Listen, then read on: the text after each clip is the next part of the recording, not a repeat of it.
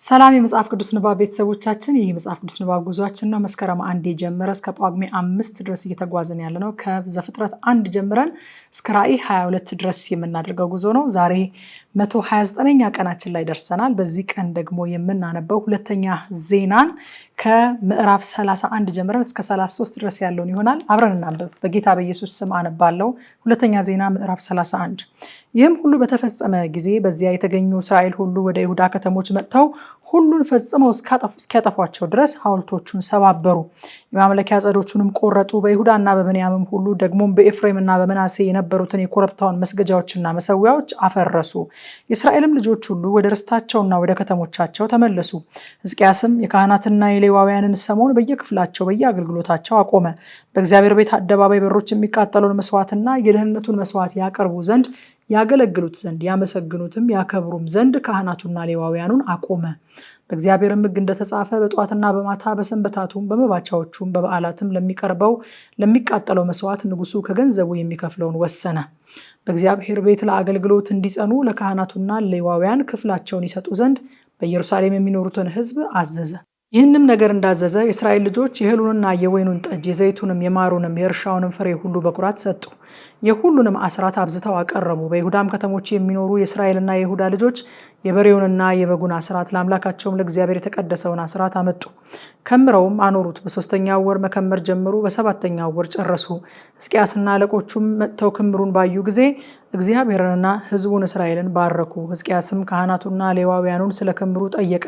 ከሳዶቅም ወገን የሆነ ዋነኛው ካህን አዛርያስ ሕዝቡ ቁርባኑን ወደ እግዚአብሔር ቤት ማቅረብ ከጀመረ ወዲህ በልተናል ጠግበናልም፣ እግዚአብሔርም ሕዝቡን ባርኳልና ብዙ ተርፏል፣ የተረፈውም ይህ ክምር ትልቅ ነው ብሎ ተናገረ። ሕዝቅያስም በእግዚአብሔር ቤት ጎተራ ያዘጋጁ ዘንድ አዘዘ። እነርሱም አዘጋጁ።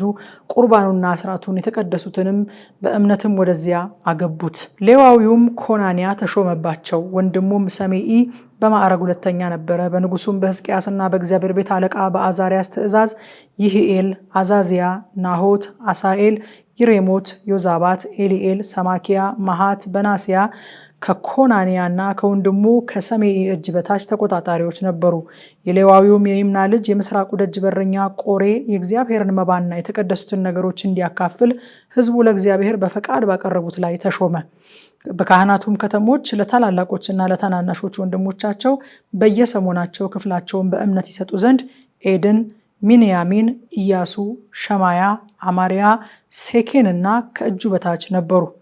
ከ3 ዓመት ወደ ላይ ላሉ በየሰሞናቸው ለስራቸውና ለአገልግሎታቸው ዕለት ዕለት ወደ እግዚአብሔር ቤት ለሚገቡ ወንዶች ሁሉ በየአባቶቻቸውን ቤቶች ለተቆጠሩ ካህናት ከ20 ዓመትም ወደ ላይ ላሉ በየስርዓታቸውና በየሰሞናቸው ለተቆጠሩ ሌዋውያን በማህበሩም ሁሉ በየትውልዳቸው ለተቆጠሩ ለሕፃናቶቻቸውና ለሚስቶቻቸው ለወንዶችና ለሴቶች ልጆቻቸው ይሰጡ ነበረ፣ በእምነት ተቀድሰዋልና። በየከተማይቱም ሁሉ በከተማቸው መሰምሪያዎቹ ላሉ ለአሮን ልጆች ለካህናቱም ወገን ላሉ ወንዶች ሁሉ በትውልዳቸውም ለተቆጠሩ ሌዋውያን ሁሉ ክፍላቸውን ይሰጡ ዘንድ በየስማቸው የተጻፉ ሰዎች ነበሩ። ሕዝቅያስም በይሁዳ ሁሉ እንዲያደረገ በአምላኩም በእግዚአብሔር ፊት መልካምና ቅንን ነገር እውነትንም አደረገ። ስለ እግዚአብሔርን ቤት አገልግሎት በጀመረው ስራ ሁሉ በሕጉና በትእዛዙ አምላኩን ለመፈለግ በፍጹም ልቡ አደረገው፣ ተከናወነለትም። ሁለተኛ ዜና ምዕራፍ 32። ከዚህም ነገርና ከዚህ እምነት በኋላ የአሦር ንጉሥ ሰናክሬም መጥቶ ወደ ይሁዳ ገባ። በተመሸጉት ከተሞች ፊት ሰፈረ፣ ሊወስዳቸውም አሰበ። ሕዝቅያስም ሰናክሬም እንደመጣ ኢየሩሳሌምንም ሊወጋ ፊቱን እንዳቀና ባየ ጊዜ ከከተማይቱ በስተውጭ ያለውን የውሃውን ምንጭ ይደፍኑ ዘንድ ከአለቆቹና ከኃያላኑ ጋር ተማከረ። እነርሱም ረዱት። እጅግም ሰዎች ተሰብስበው የአሦር ነገስታት መጥተው ብዙ ውሃ ስለምን ያገኛሉ ብለው ምንጩን ሁሉ በምድርም መካከል ይንዶለዶል የነበረውን ወንዝ ደፈኑ። ሰውነቱንም አጸናና የፈረሰውንም ቅጥር ሁሉ ጠገነ፣ በላዩም ግንብ ሰራበት። ከእርሱም በስተውጭ ሌላ ቅጥር ሰራ። በዳዊትም ከተማ ያለውን ሚሎን አጠናከረ። ብዙም መሳሪያና ጋሻ ሰራ። የጦር አለቆቹን በሕዝቡ ላይ ሾሞ ሁሉንም በከተማይቱ በር ወዳለው አደባባይ ሰብስቦ ጽኑ፣ አይዟችሁ፣ ከእኛም ጋር ያለው ከእነርሱ ጋር ካለው ይበልጣልና ከአሦር ንጉሥና ከእርሱ ጋር ካለው ጭፍራ ሁሉ አትፍሩ፣ አትደንግጡም። ከእርሱ ጋር የሥጋ ክንድ ነው፣ ከእኛ ጋር ያለው ግን የሚረዳንና የሚዋጋልን አምላካችን እግዚአብሔር ነው ብሎ አጽናናቸው። ሕዝቡም በይሁዳ ንጉሥ በሕዝቅያስ ቃል ተጽናና። ከዚህም በኋላ የአሦር ንጉሥ ሰናክሬም ከሰራዊቱ ሁሉ ጋር በለኪሶ ፊት ስለ ባሪያዎቹ ወደ ኢየሩሳሌም ወደ ይሁዳ ንጉሥ ወደ ሕዝቅያስና በኢየሩሳሌምም ወደ ነበሩ ወደ ይሁዳ ሁሉ እንዲህ ሲል ላከ። የአሦር ንጉሥ ሰናክሬም እንዲህ ይላል፣ እናንተ በማን ተማምናችሁ በኢየሩሳሌም ምሽግ ትቀመጣላችሁ? አምላካችን እግዚአብሔር ከአሦር ንጉሥ እጅ ያድነናል እያለ በራብና በጥም እንድትሞቱ አሳልፎ ይስጣችሁ ዘንድ የሚያባብላችሁ ሕዝቅያስ አይደለምን?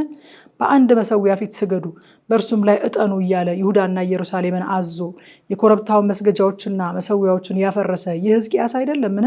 እኔና አባቶቼ በምድር አሕዛብ ሁሉ ያደረግነውን አላወቃችሁምን?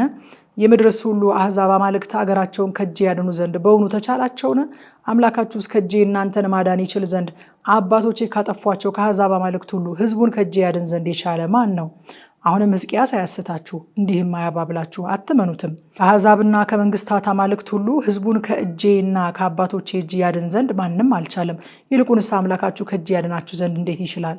ባሪያዎቹም ደግሞ በአምላክ በእግዚአብሔርና በባሪያው በሕዝቅያስ ላይ ሌላ ብዙ ነገር ተናገሩ። ደግሞም የእስራኤልን አምላክ እግዚአብሔርን ለመስደብ በእርሱም ላይ ለመናገር የምድር አሕዛብ አማልክት ሕዝባቸውን ከእጄ ያድኑ ዘንድ እንዳልቻሉ እንዲሁም የሕዝቅያስ አምላክ ሕዝቡን ከእጄ ያድን ዘንድ አይችልም የሚል ደብዳቤ ጻፈ።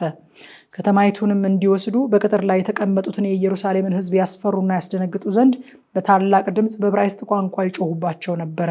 በሰውም እጅ በተሰሩ በምድርም አሕዛብ አማልክት ላይ እንደሚናገሩ መጠን በኢየሩሳሌም አምላክ ላይ ተናገሩ። ንጉሡም ሕዝቅያስና የአሞጽ ልጅ ነቢዩ ኢሳያስ ስለዚህ ጸለዩ፣ ወደ ሰማይም ጮሁ።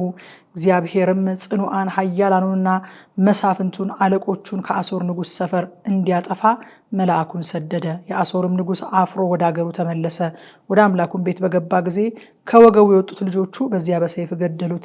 እንዲሁም እግዚአብሔር ሕዝቅያስንና በኢየሩሳሌም የሚኖሩትን ከአሦር ንጉሥ ከሰናክሬም እጅ ከሁሉም እጅ አዳናቸው፣ በዙሪያቸውም ካለው ሁሉ አሳረፋቸው። ብዙዎቹም ለእግዚአብሔር መባ ይዘው ወደ ኢየሩሳሌም ይመጡ ነበረ። ለይሁዳም ንጉሥ ለሕዝቅያስ እጅ መንሻ ይሰጡ ነበረ።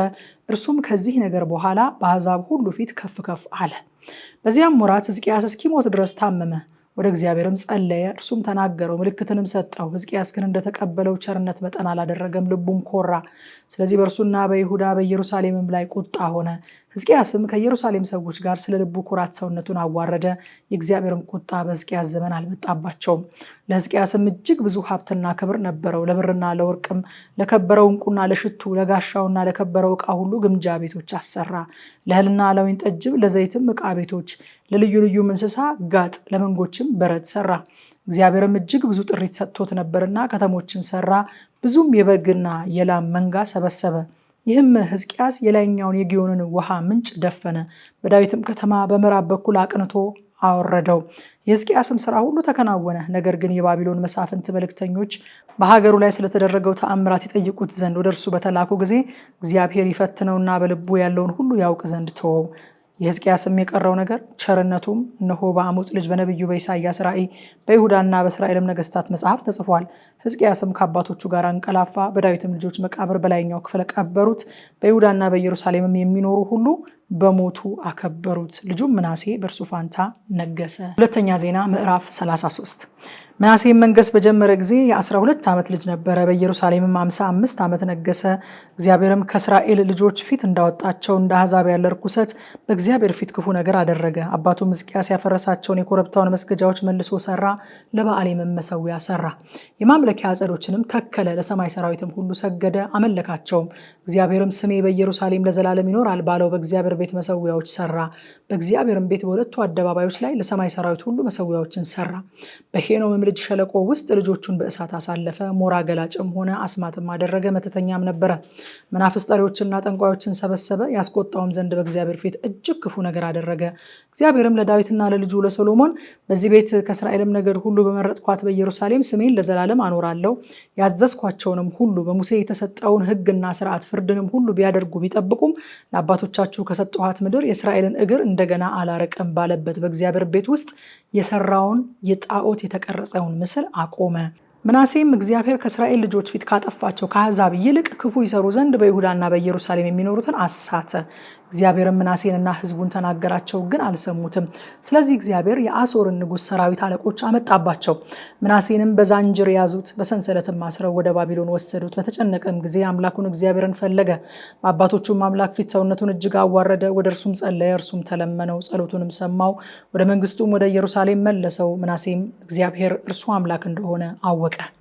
ከዚህ በኋላ በዳዊት ከተማ በስተውጪ ከግዮን ምዕራብ በሸለቆ ውስጥ እስከ አሳ በር መግቢያ ድረስ ቅጥር ሰራ። በኦፌልም አዞረበት፣ እጅግም ከፍ አደረገው። በተመሸጉትም በይሁዳ ከተሞች ሁሉ የጭፍራ አለቆችን አኖረ። እንግዶችንም አማልክትና ጣዖታቱንም ከእግዚአብሔር ቤት አራቀ። የእግዚአብሔርን ቤት ባለበት ተራራ ላይ በኢየሩሳሌም የሰራቸውን መሰዊያዎች ሁሉ ወስዶ ከከተማይቱ በስተውጭ ጣላቸው። የእግዚአብሔርንም መሰዊያ ደግሞ አደሰ፣ የደህንነትና የምስጋናንም መስዋዕት ሰዋበት። ይሁዳም የእስራኤልን አምላክ እግዚአብሔርን እንዲያመልኩ አዘዘ። ሕዝቡ ግን ገና በኮረብታው መስገጃዎች ይሰዋ ነበር፣ ቢሆንም ለአምላኩ ለእግዚአብሔር ብቻ ነበረ። የምናሴ የቀረው ነገር፣ ወደ አምላኩም የጸለየው ጸሎት፣ በእስራኤልም አምላክ በእግዚአብሔር ስም የነገሩትን የነቢያትን ቃል እነሆ በእስራኤል ነገስታት መጽሐፍ ተጽፏል። በእስራኤል ነገስታት መጽሐፍ ደግሞም ጸሎቱ እግዚአብሔርም እንደተለመነው ኃጢአቱና መተላለፉ ሁሉ ራሱን ሳያዋርድ የኮረብታውን መስገጃዎች የሰራበት የማምለኪያ ዐፀዱና የተቀረጹትን ምስሎች የተከለበት ስፍራ እነሆ በባለ ራእዩ ታሪክ መጽሐፍ ተጽፏል። ምናሴም ከአባቶቹ ጋር አንቀላፋ፣ በቤቱም ቀበሩት። ልጁም አሞጽ በእርሱ ፋንታ ነገሰ። አሞጽ መንገስ በጀመረ ጊዜ የ22 ዓመት ጎልማሳ ነበረ። በኢየሩሳሌምም 2 ዓመት ነገሰ። አባቱም ምናሴ እንዳደረገ በእግዚአብሔር ፊት ክፉ አደረገ። አሞጽም አባቱ ምናሴ ለሰራቸው ለተቀረጹት ምስሎች ሁሉ ሰዋ፣ አመለካቸውም። አባቱም ምናሴ ሰውነቱን እንዳዋረደ በእግዚአብሔር ፊት ሰውነቱን አላዋረደም። ነገር ግን አሞጽ መተላለፉን እጅግ አበዛ፣ ባሪያዎቹም ተማምለው በቤቱ ገደሉት። የአገሩ ሕዝብ ግን በንጉሱ በአሞጽ ላይ የተማማሉትን ሁሉ ገደሉ።